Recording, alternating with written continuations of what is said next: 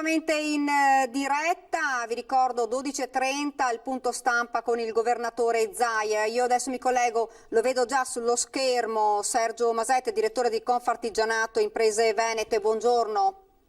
Buongiorno a lei e ai vostri ascoltatori. Dunque, situazione sicuramente difficile, nuovo DPCM firmato nella notte, in bilico il Veneto tra la fase verde e la fase arancione, cambierebbe davvero molto la fase arancione da quella verde, preoccupazione anche da parte del mondo dell'artigianato.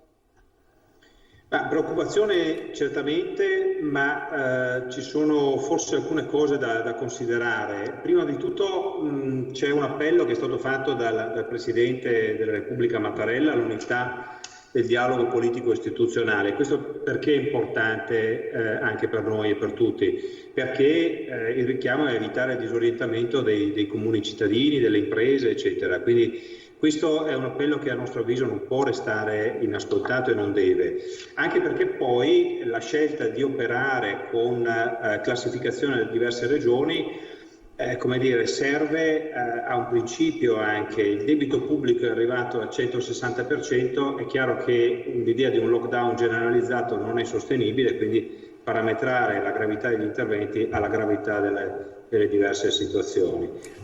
E quindi sicuramente c'è una preoccupazione. Ecco, rispetto a questi provvedimenti, insomma, abbiamo visto quelli che valgono poi per tutto il territorio nazionale e quelli che varranno invece per chi entra nella fascia rossa e quella arancione.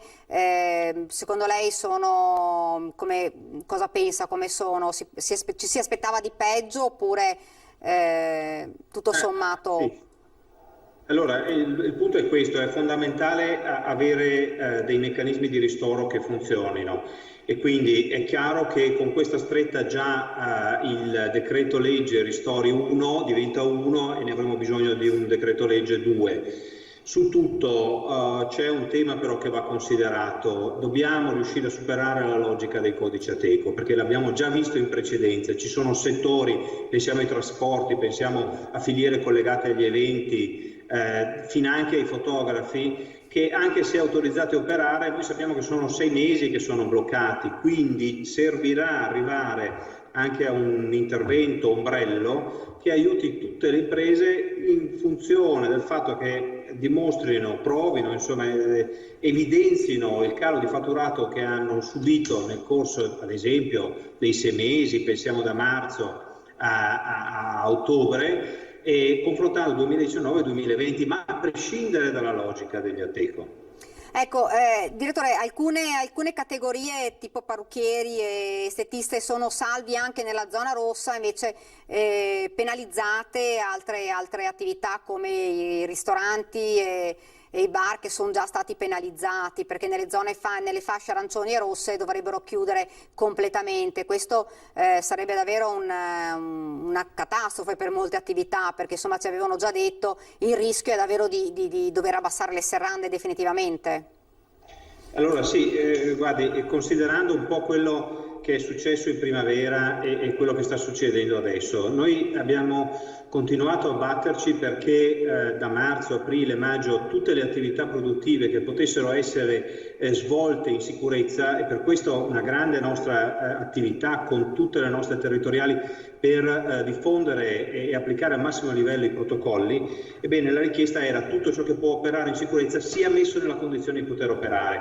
Adesso il tema forte che noi abbiamo si chiama scuola, si chiama trasporti, si chiama consumi. I consumi stanno calando anche più del PIL, quindi la questione diventa: facciamo in modo che non si fermino i consumi e non prevalga un senso di rassegnazione, di sfiducia. Quindi massima sicurezza, e tutto ciò che può essere fatto in sicurezza venga fatto per consentire di continuare le attività ed evitare un crollo verticale dei consumi da un lato e della fiducia dall'altro. Ecco, lei ci ha detto sono diminuiti drasticamente i consumi, c'è paura fra i cittadini?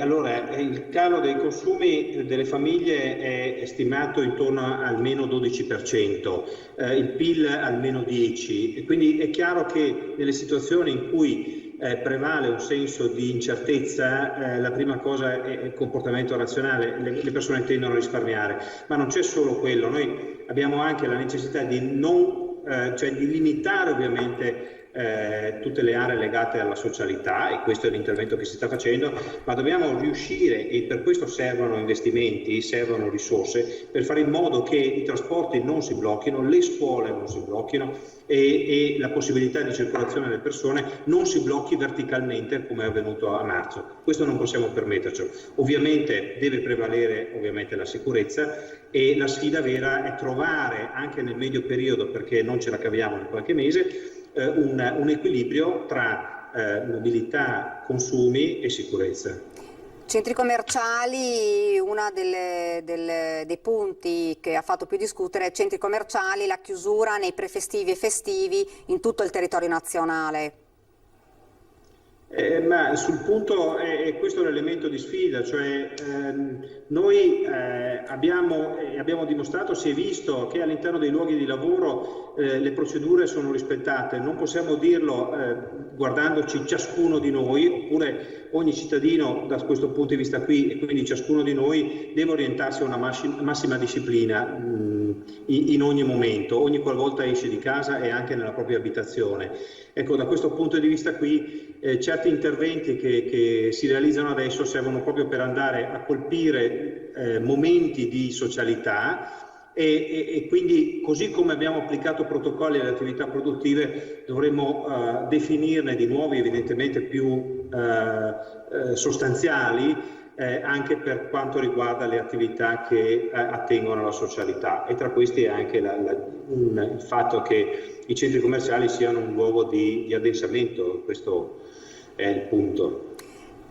Si è sempre detto, insomma, DPCM che scatta da domani fino al 3 di dicembre per cercare, insomma, di salvare il Natale, che sarebbe davvero per molti commercianti sarebbe una catastrofe se ci dovesse essere almeno un altro lockdown.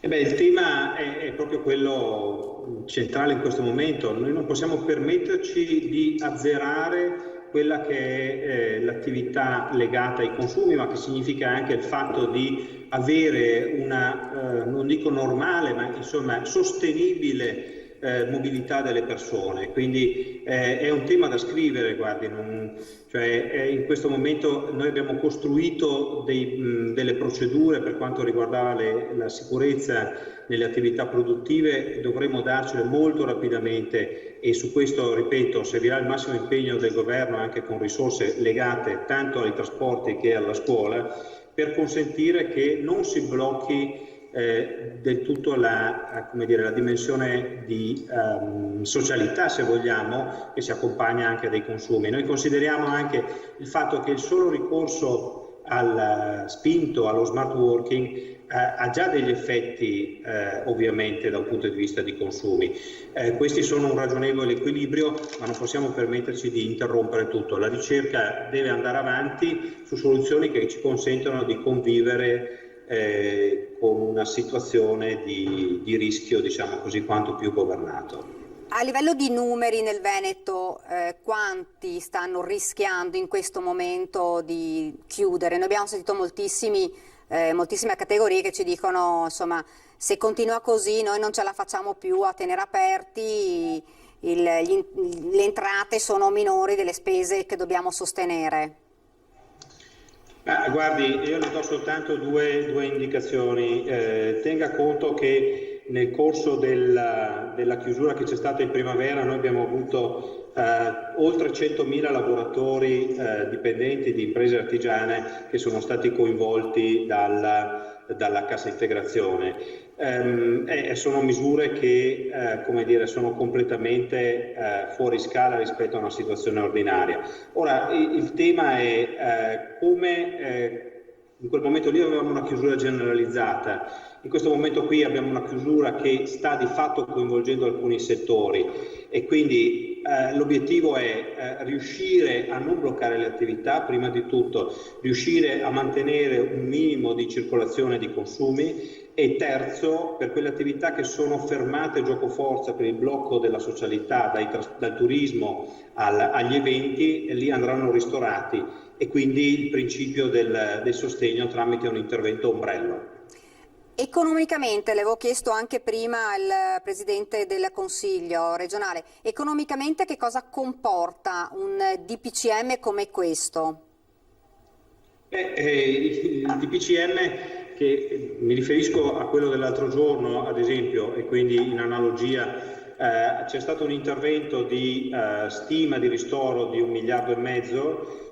Questo ovviamente va a coprire, lasciando una coperta corta, mi scusi il gioco di parole, su questo nuovo intervento servirà almeno un altro 1 miliardo di euro. Adesso uno parla come se fossero noccioline, però la questione è che bisogna capire che ogni volta che si interviene sono ordini di grandezza di questa misura, cioè anche intervenendo su un numero limitato di codici Ateco, e sono comunque misure insufficienti. Quindi si passa da 1,5 miliardi a 2,5 miliardi, ma il governo dovrà per forza di cose ritornare in Parlamento e chiedere un'autorizzazione a un ulteriore sforamento.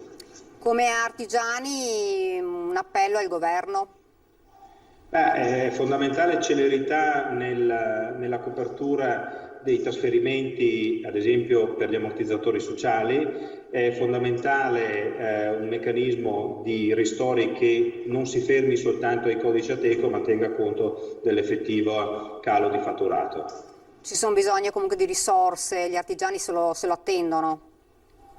Certamente, ma c'è bisogno anche di interventi che consentano, come dicevamo, di tenere in piedi in sicurezza il settore del trasporto delle persone, che è collegato inevitabilmente anche alla scuola, e se blocchi la scuola i ragazzi da qualche parte devono stare, e inevitabilmente metti in difficoltà seria le famiglie e di conseguenza anche le imprese. Ecco, dipenderà da cosa accadrà nelle prossime ore, se il Veneto rientrerà nella fascia verde e quindi con provvedimenti, lo ricordiamo, meno importanti rispetto alla fascia arancione, dove i provvedimenti sono ben più gravi e c'è anche un divieto di spostamento fra comuni, fra province e soprattutto nell'uscita dalla propria regione.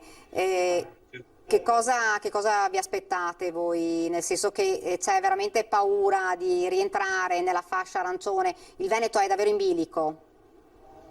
Sì, la cosa fondamentale è che in realtà ciascuno, l'abbiamo visto quest'estate, nel passaggio tra quest'estate e l'autunno, quindi attrezziamoci per una situazione in cui non come dire, ci dobbiamo strappare i capelli più di quanto si stia, magari già la gravità della situazione lo imponga, perché a un certo punto si passa da una soglia a un'altra. Ecco, in questo caso qui è fondamentale che ci sia un intervento che, per quello un intervento ombrello, che faccia sì che si contempli già la possibilità di eventuali crescenti difficoltà. Ecco, questo in modo tale da riuscire a dare un orizzonte anche alle imprese che, qualora la necessità sanitaria di intervento richiedesse restrizioni ulteriori, sappiano di non essere da sole.